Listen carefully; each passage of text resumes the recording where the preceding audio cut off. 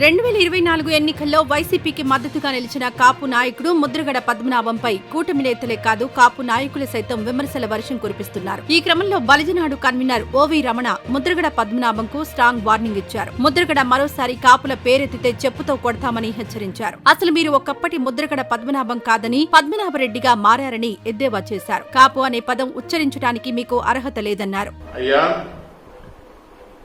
ఒకప్పటి ముద్రగడ పద్మనాభం నిన్నటి నుంచి మీరు ముద్రగడ పద్మనాభరెడ్డిగా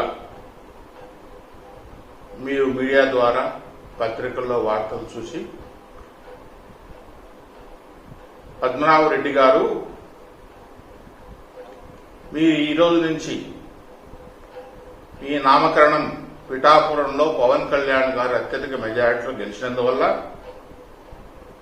మీరు ఇచ్చిన ఛాలెంజ్ అనుగుణంగా మీరు పేరు మార్చుకుంటారని చెప్పి ముద్రగడ్డ పద్మనాభరెడ్డిగా నామకరణం మీ అంతటి మీరే చేసుకుని గెజిట్ పబ్లికేషన్ చేసుకోవటం చాలా ఆనందంగా ఉంది, చాలా సంతోషపడడం.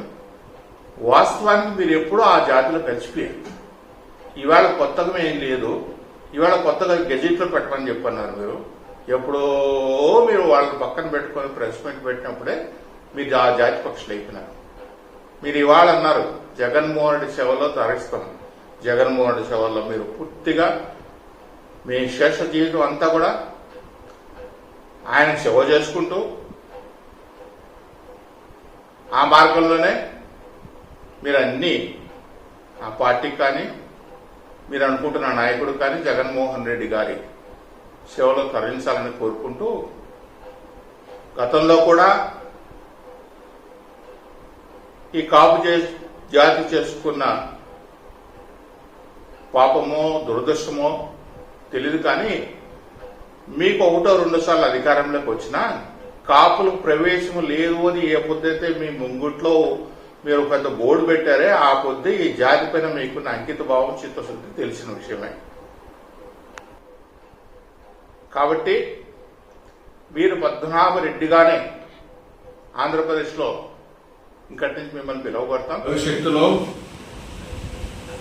కాపుల గురించి కానీ బలిజల గురించి కానీ కాపు ఉద్యమాన్ని గురించి కానీ కాపు నాయకుల గురించి కానీ ఎప్పుడైనా కానీ మీరు మాట్లాడితే మీకు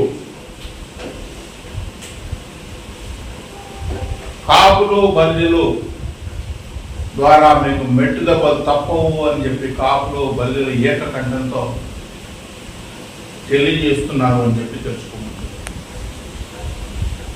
తెలుసుకున్నారని చెప్పి ఈ సందర్భంగా మీకు తెలియజేస్తున్నారు. కాబట్టి పద్మనాభరెడ్డి గారు మీరు జగన్మోహన్ రెడ్డి సేవలను ఉండాలని చెప్పి కోరుకుంటూ పవన్ కళ్యాణ్ గారు చేసుకున్న గొప్ప అదృష్టము, చంద్రబాబు నాయుడు గారు చేసుకున్న గొప్ప అదృష్టము, మీరు ఈ ఆ పార్టీల చూపు మీ చూపు ఆ పార్టీల పైన లేకపోవడం. ఎందుకంటే మీరు ఏ పార్టీలో ఆ పార్టీల గతంలో మీ స్టోరీ చూస్తే మీరు చేయని పార్టీలన్నీ మొటాష్, ఏదో కొద్ది కాలం పాటు ఉన్నాయి కానీ ఎప్పుడూ లేదు. కాబట్టి మీరు అలాగే కొనసాగాలని కోరుకుంటూ నమస్కారం. ఈ వీడియో నచ్చితే లైక్ చేయండి, షేర్ చేయండి. మరింత సమాచారం కొరకు మా ఛానల్ను సబ్స్క్రైబ్ చేయండి.